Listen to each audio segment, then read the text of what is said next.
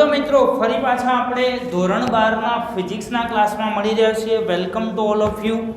આપણે આજે મિત્રો ચેપ્ટર નંબર 7ના મોસ્ટ ઇમ્પોર્ટન્ટ ક્વેશ્ચન્સ કવર કરવાના છીએ. તો એમાંનો મિત્રો એક મહત્વનો પ્રશ્ન આપણે ચેપ્ટરના સ્ટાર્ટિંગનો પ્રશ્ન લીધેલો છે કે શુદ્ધ અવરોધક ધરાવતો કોઈ પરિપથ હોય, શુદ્ધ અવરોધક ધરાવતો એસી પરિપથ મિત્રો એટલે અલ્ટરનેટિંગ કરંટ ધરાવતો પરિપથ હોય તો એના માટે મિત્રો આપણે વિદ્યુત પ્રવાહનું સૂત્ર મેળવવાનું છે અને ત્યારબાદ મિત્રો વોલ્ટેજ અને પ્રવાહ વચ્ચેનો કળા તફાવત દર્શાવતો આલેખ દોરવાનો છે. આ ચેપ્ટર મિત્રો બોર્ડની અંદર ગણી શકાય કે દરેક વિભાગ માટે મોસ્ટ ઇમ્પોર્ટન્ટ ચેપ્ટર છે. આ તમે કદાચ પાર્ટ બીની જો વાત કરો છો ધોરણ 12માં તો પાર્ટ બીમાં પહેલો પ્રશ્ન વિભાગ એ હોય, પછી વિભાગ બી અને વિભાગ સી ત્રણની અંદર આ ચેપ્ટરનો પ્રશ્ન તમને જોવા મળશે મિત્રો. એટલે ખાસ કરીને આ ચેપ્ટરના બને તો દરેક પ્રશ્નો તમે પરીક્ષાની અંદર કરીને જ જજો, કેમ કે મોસ્ટ ઇમ્પોર્ટન્ટ ચેપ્ટર છે. એમસીક્યુ વાઇઝ જોવા જાવ તો પણ અને ક્વેશ્ચન્સ માટે પણ. ઓકે, તો આપણે સ્ટાર્ટ કરીએ છીએ મિત્રો શુદ્ધ અવરોધક ધરાવતા પરિપથ માટે. તો સૌપ્રથમ એક એસી પરિપથ આપણે શુદ્ધ અવરોધક ધરાવતો અહીંયા ડ્રો કરી દઈએ મિત્રો. અવરોધક એટલે એક પ્રકારનું કોઈ એક ઉપકરણ જે અવરોધ ધરાવતું હોય એવું આપણે અહીંયા દોરી દઈએ અને જેને મિત્રો આપણે એક એસી પ્રાપ્તિ સ્થાન જોડે કનેક્ટ કરી દઈએ. એસી એટલે અલ્ટરનેટિંગ કરંટ મિત્રો આ પ્રમાણે દર્શાવાતો હોય છે.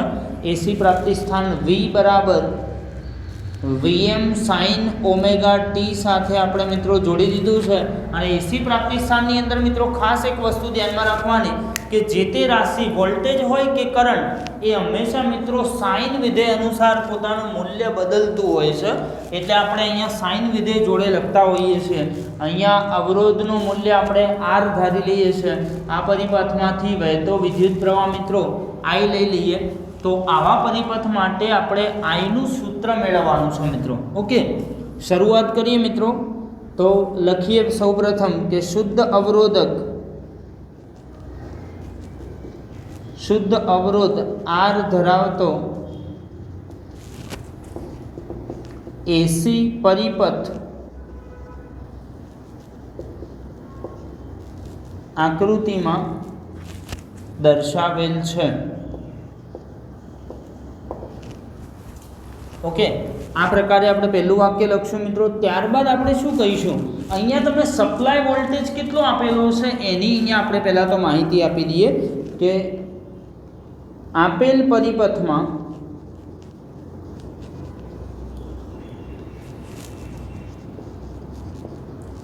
સપ્લાય એસી વોલ્ટેજ V બરાબર Vm sin ઓમેગા ટી છે. ઓકે, હવે મિત્રો આપણે શું કરીએ કે અહીંયા આપણે VA એટલે આ તો તમને આપેલું જ હશે કે પરિપથમાં કેટલો સપ્લાય વોલ્ટેજ આપેલો છે. આપણો પ્રશ્ન વિદ્યુત પ્રવાહનું સૂત્ર મેળવવાનો છે. એટલે અહીંયા આપણે વિદ્યુત પ્રવાહ મેળવવા માટે મિત્રો આપણે એક કામ કરીએ કે આ જે આખું એક પરિપથ બને છે, આખું એક લૂપ બને છે, જેની અંદર આપણે મિત્રો કિર્ચોફનો લૂપનો નિયમ લાગુ પાડીએ અને આ દિશા ગણતરીમાં આપણે લઈએ. બરાબર, ઘડિયાળના કાંટાની દિશા. તો આપણે લખીએ કે આપેલ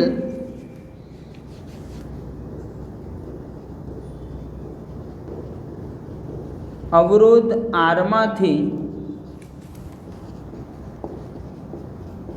વહેતો વિદ્યુત પ્રવાહ શોધવા માટે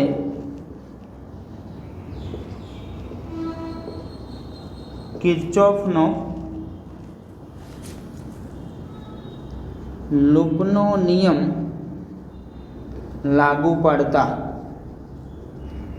ઓકે મિત્રો, જો લૂપનો નિયમ લાગુ પાડીએ તો તમે લૂપનો નિયમ તો ઓલરેડી ભણી ગયેલા છો. કેવી રીતે લૂપનો નિયમ લાગુ પડતો હતો તો અહીંયાથી આપણે સ્ટાર્ટ કરશું ગણતરી. તો સપ્લાય વોલ્ટેજ આપણો V છે તો V, ત્યારબાદ જો આગળ વધીએ તો અહીંયા તમે ગણતરીની દિશા જે છે એ જ દિશામાં પ્રવાહ જઈ રહ્યો છે. એટલે મિત્રો આમાંથી મળતો વોલ્ટેજ માઇનસ આવશે, I ઇન્ટુ R થશે બરાબર 0. ઓકે, હવે આપણે મિત્રો અહીંયા કિંમતો મૂકી દઈએ તો આ V નું મૂલ્ય આપણે જે સપ્લાય વોલ્ટેજ લીધું તો એ મૂકી દઈએ તો V બરાબર આપણે ધારેલો મિત્રો Vm sin ઓમેગા t બરાબર આ IR ને બીજી બાજુ લઈ જઈએ તો IR ધન થઈ જશે. ઓકે, હવે આપણે આપણો ટાર્ગેટ એ છે કે I મેળવવાનો છે અહીંયા. એટલે મિત્રો I ને આપણે સૂત્રનો કરતા બનાવી દઈએ તો I બરાબર આ R જે છે છેદમાં જશે તો આપણે આવું લખી શકીએ Vm divided by R sin omega t. Okay, હવે અહીંયાથી મિત્રો Im ના એમ Vm ભાગ્યા R એટલે તમે ઓહમના નિયમ અનુસાર મિત્રો શું જાણો છો? તો ઓહમનો નિયમ આપણે ધોરણ 10 ની અંદર V બરાબર IR સમજ્યા હતા. તો એમાંથી જો I ને કરતા કરવામાં આવે તો V ભાગ્યા R થાય. એટલે અહીંયા V ભાગ્યા R સ્વરૂપનું જ પદ દેખાય છે એટલે અહીંયા આપણે Im મૂકી શકીએ મિત્રો. Okay, Im sin omega t એટલે આને કદાચ આ સ્વરૂપે લખી શકાય I બરાબર Im sin ઓમેગા t. તો આ આપણું પ્રવાહનું સૂત્ર મળી ગયું મિત્રો. પરિણામ નંબર 1 જ્યાં કરી અને આપણે લખી દઈએ કે Im બરાબર શું મળ્યું આપણને તો Vm ભાગ્યા R મળ્યું, જેને શું કહી શકાય મિત્રો? Im એટલે શું? તો આ Im એ પ્રવાહનું મિત્રો મહત્તમ મૂલ્ય સૂચવે છે. જેની જોડે સાઇન વિધેય ગુણાયેલું છે એટલે પ્રવાહનું મૂલ્ય વધઘટ થતું રહેશે. ધન ઋણ એવા બે મૂલ્યો પ્રવાહ ધારણ કરશે. ઓકે, એટલે ઉલટ સુલટ પ્રકારનો પ્રવાહ કહેવાય છે ને. તો અહીંયા આપણે લખી દઈશું પ્રવાહનો કંપ વિસ્તાર કહી શકાય. ઓકે, શું કહીશું? પ્રવાહનો કંપ વિસ્તાર. એવી જ રીતે મિત્રો અહીંયા આપણે આ જે સૂત્ર લખેલું છે ને ત્યાં પણ આપણે આવી રીતે લખી શકીએ જ્યાં Vm બરાબર શું છે તો વોલ્ટેજનો કંપ વિસ્તાર. આ પણ આપણે લખવાનું છે ખાસ. ઓકે, હવે આ તમારા પ્રવાહનું સૂત્ર મળી ગયું છે. માની લો કે આ પ્રવાહનું આ વોલ્ટેજનું સૂત્ર અને આ પ્રવાહનું સૂત્ર જો બંને ઉપર આપણે ધ્યાન આપીએ કદાચ ચલો આને પરિણામ નંબર 1 આપી દઈએ અને 2 આપી દો તો આપણે આવું લખી શકીએ કે પરિણામ 1 અને 2 પરથી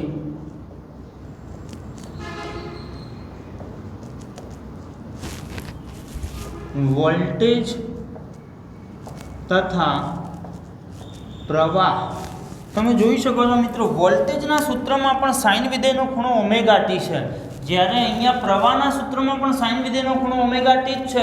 એટલે અહીંયા તમે જો કળાની વાત કરો, કળા એટલે ખૂણો. આ ચેપ્ટર પૂરતું આ વસ્તુ ધ્યાનમાં રાખજો. કળાનો મતલબ થાય છે અહીંયા કળાની ચર્ચા કરવાને કીધેલી છે આપણને. તો કળા એટલે મિત્રો ખૂણો યાદ રાખવાનો છે.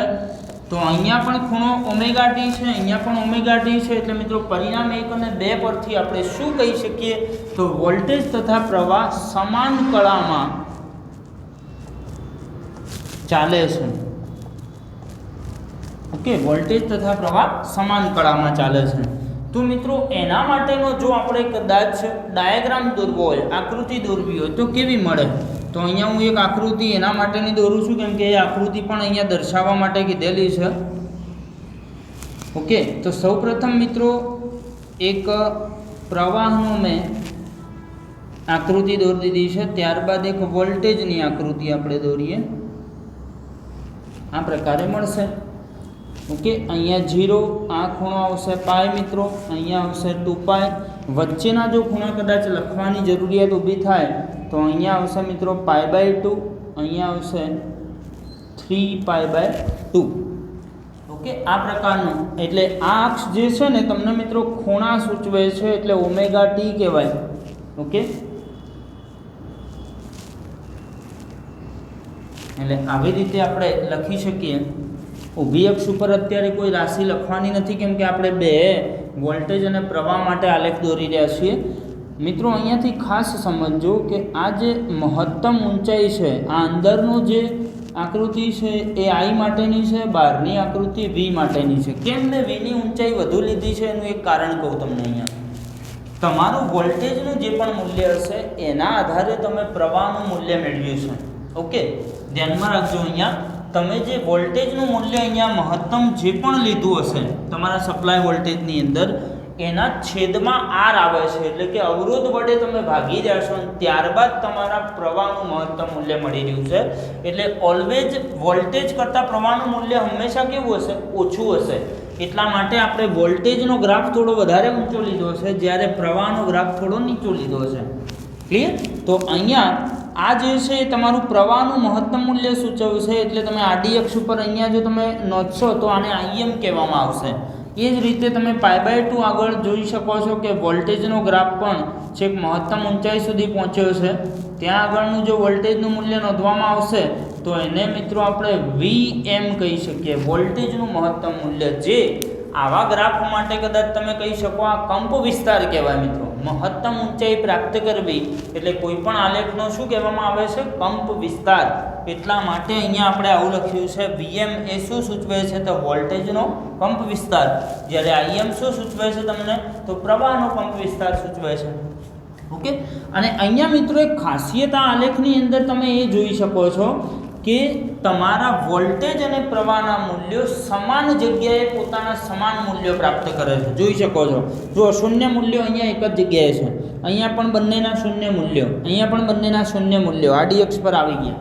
ઓકે. એ જ રીતે તમે મહત્તમ મૂલ્યો જુઓ બંનેના, તો જોઈ શકો છો આ બંનેના મહત્તમ મૂલ્યો એક જ ખૂણા એટલે કે π/2 આગળ મળ્યા છે. ઓકે. એટલે આ π/2 આગળ બંને વોલ્ટેજ અને પ્રવાહે પોતાના મહત્તમ મૂલ્યો ધારણ કર્યા છે. એ જ રીતે જો તમે ન્યૂનતમ મૂલ્યોની વાત કરો તો અહીંયા મળશે. આ જેમ +IM મળ્યું, અહીંયા -IM હશે. અહીંયા તમે કદાચ આ મૂલ્ય નોંધવા જાઓ તો આ -IM હોય. આ મૂલ્ય જો તમે કદાચ નોંધવા જાઓ છો તો આ -VM હોય. એટલે આ બંને મૂલ્યો સમાન ખૂણા આગળ મળ્યા છે. જોઈ શકો છો 3π/2 આગળ. તો ત્રણે મૂલ્યો સમાન ખૂણા આગળ મળ્યા છે. શૂન્ય મૂલ્યો, મહત્તમ મૂલ્યો અને લઘુત્તમ મૂલ્યો. એટલા માટે આપણે એવું કહી શકીએ કે આ સમાન કળામાં ચાલે છે. ઓકે. તો આપણે અહીંયાથી એક વાક્ય આવું લખીએ, ઉપર મુજબ કહી શકાય કે વોલ્ટેજ તથા પ્રવાહના શૂન્ય મૂલ્યો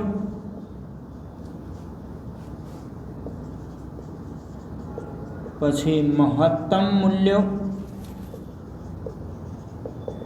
તથા લઘુત્તમ મૂલ્યો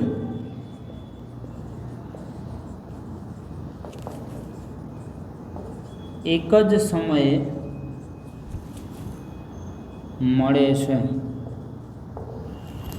તેથી પણ તમે કહી શકો કે બંને કેવી કળામાં ચાલે છે? સમાન કળામાં ચાલે છે. તેથી આપણે કહી શકીએ કે વોલ્ટેજ તથા પ્રવાહ સમાન કળામાં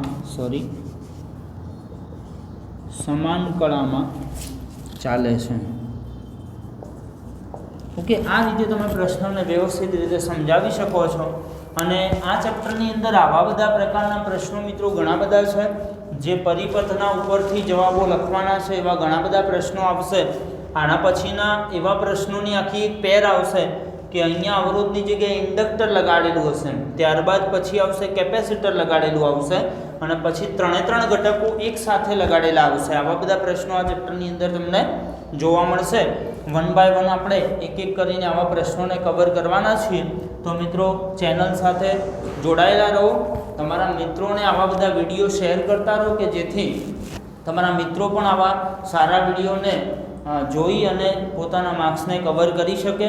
અને જો તમને આ પ્રકારના વિડીયો મિત્રો ગમ્યા હોય અને આપણી ચેનલને હજુ સુધી સબસ્ક્રાઈબ ના કરી હોય તો સબસ્ક્રાઈબ કરો. તમારા મિત્રોને પણ કહો કે ચેનલને સબસ્ક્રાઈબ કરે કે જેથી એમને સમય અનુસાર આ પ્રકારના વિડીયો મળતા રહે અને તમારા યુટ્યુબની નોટિફિકેશન ઓન કરી દો. ઓકે. Thank you.